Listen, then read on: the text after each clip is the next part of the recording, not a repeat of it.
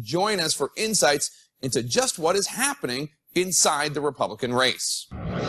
And Sarah Palin is here, former Alaska governor, Republican vice presidential nominee in 2008, and author of the upcoming book, Sweet Freedom, A Devotional Governor. Thank you so much for joining us. Thank you so much, Jake. And I wish you were here to conduct the interview. We could be speaking in this beautiful vista together, but thanks for letting me be on. Well, let's talk about Alaska. One of the reasons we really wanted to talk to you this weekend was because President Obama visited your home state of Alaska this week for a rather significant presidential visit. He talked about a lot of things, but it started with his officially changing the name of the tallest peak in North America, or changing it back, really, from Mount McKinley to Denali. The move was praised by Alaska's governor, but it was criticized by Donald Trump and John Kasich, who promised to change the name back if elected. In your farewell address, you referred to the mountain as Denali. It was also your Secret Service code name, as you've pointed out. Where do you come down on the name change? Well, I have one niece named McKinley, another niece named Denali. I think that kind of is indicative, I think, of a bit of the split of Alaskans, whether it should be referred to as McKinley or Denali.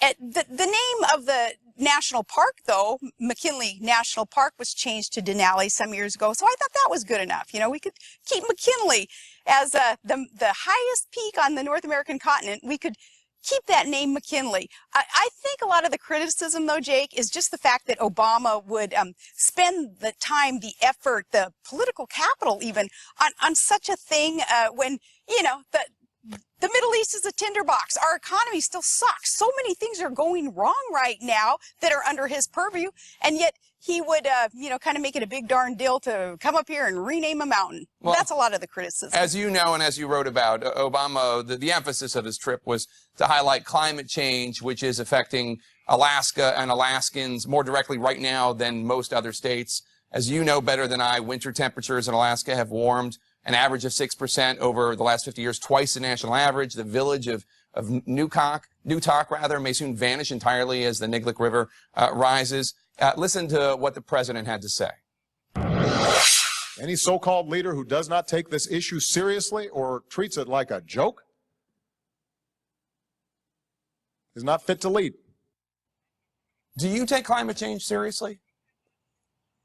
I take changes in the weather, the cyclical changes that the globe has undergone since the beginning of time.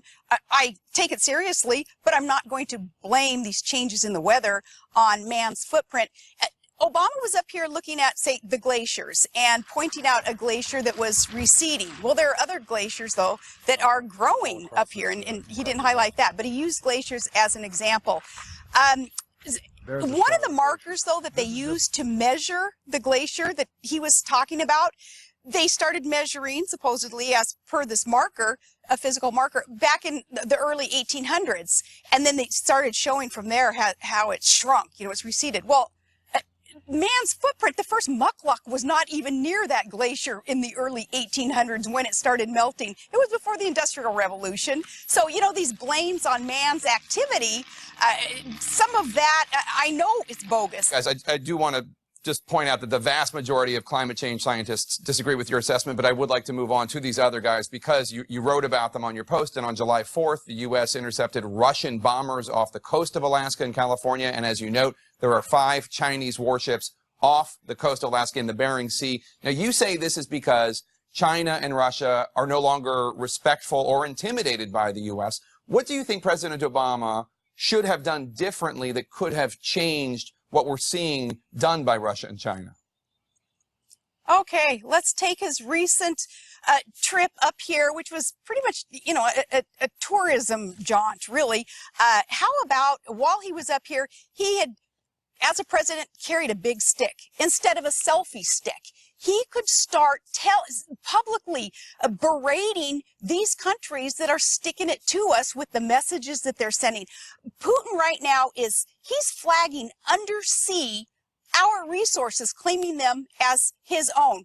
what's America doing about it? We don't even have a seat at the table under the Law of the Sea Treaty. We're not even participating in fighting back, putting America first and saying, no, these are our rich resources along our coast. And no, Russia, hey, you lost out, man. You sold the territory of Alaska for 2 cents an acre way back when. You don't get it back. But instead, Putin is exerting power.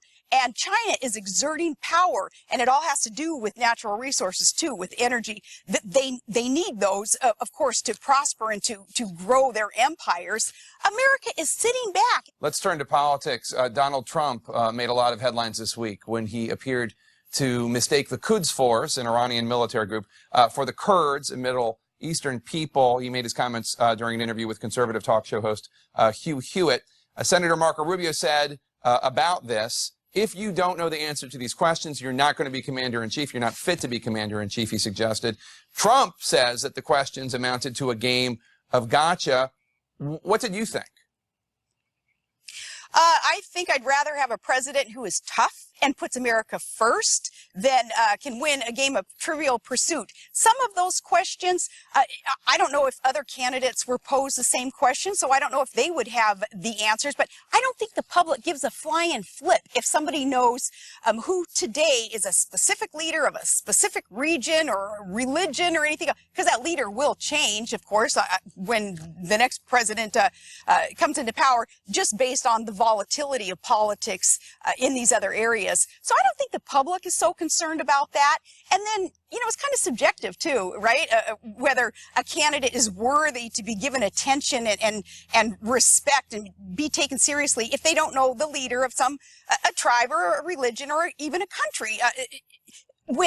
How about other candidates who may not know the price of a barrel of oil today, or how much oil it is that we are importing from foreign nations, unfriendly foreign nations, and we have a ban on exporting our own oil, and we have prohibitions and bans on drilling for our own oil?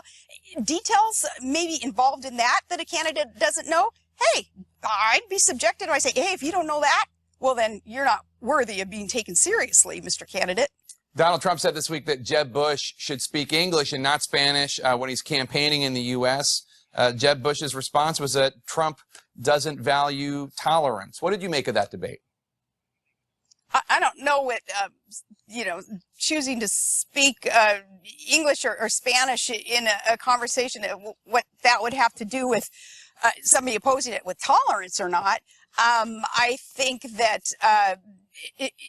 it's a benefit of Jeb Bush to be able to be so fluent in Spanish, because we have a large and wonderful Hispanic population that, is helping to build America. And that's good. And that's a great relationship and connection that he has with them through his wife and through his family connections. On the other hand, I think we can send a message that say, you want to be in America? A, you better be here legally or you're out of here. B, when you're here, let's speak American. I mean, let's speak English, and that's kind of a unifying aspect of a nation is the language that is understood by all. But, I took Spanish in high school and I took French in high school. Shouldn't have taken them both because I got them all mixed up by the time I was graduating. But again, a benefit of Mr. Bush, and I think, that's one of those issues too where goes right over the public's head, legitimately so. They're on to the next issues that are very important for the candidates to be debating. But as you noted in your response, it is important for the Republican Party to expand and reach out to Hispanics, to Latinos. In a speech to the National Press Club that some viewed as almost an audition for vice president, or at least vice president nominee, South Carolina Republican Governor Nikki Haley, who you were an early supporter of, said that the Republican Party, quote, often appears cold and unwelcoming to minorities. She said it's shameful and it has to change. Do you agree? No, because I can't think of any Republican that I know who would have that in their heart. I think Republicans and independents, that is the party of tolerance. It certainly doesn't matter the color of your skin, and some of the other things that, are banted around as being kind of the judging barometer of whether somebody's welcome in the party or not. Let's talk about an issue that's literally close to your heart. Ohio lawmakers are soon going to bring up legislation that would ban women from being legally allowed to terminate a pregnancy based on a diagnosis of Down syndrome. Governor Kasich has not yet taken a position on the bill. Do you want him to? Yes, I want him to. Do I think that it should be legal for a mom to snuff out the life of her baby just because the child has one extra chromosome? And not to personalize it too much, but Trig's inside. I wish that he would, like he so often does, come over and tap me on my shoulder and want to whisper something to me and share in whatever experience I'm going through. I wish that more people could meet kids like Trig and so many others who have that extra chromosome.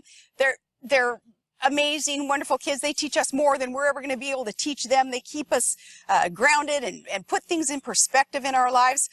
No, I don't think because the child has one extra chromosome, they should be able to snuff that life out. When I was pregnant and very early on at 12 weeks, got the diagnosis that Trig would be born with Down syndrome. I know what moms go through when they're given that, at the time, to be honest with you, kind of devastating news. You know, it makes your world stop spinning for a bit there. And there was some fear there of the unknown. Certainly there was fear in my heart about, you know, how in the world are we going to be able to handle the challenges up ahead, not necessarily thinking of the beauty that could come from a child being different, being unique. And as the months went by, though, and as I prayed about it, God, you know, please change my heart and my eyes so I can see the beauty and all this so that I'll be ready to be a good mom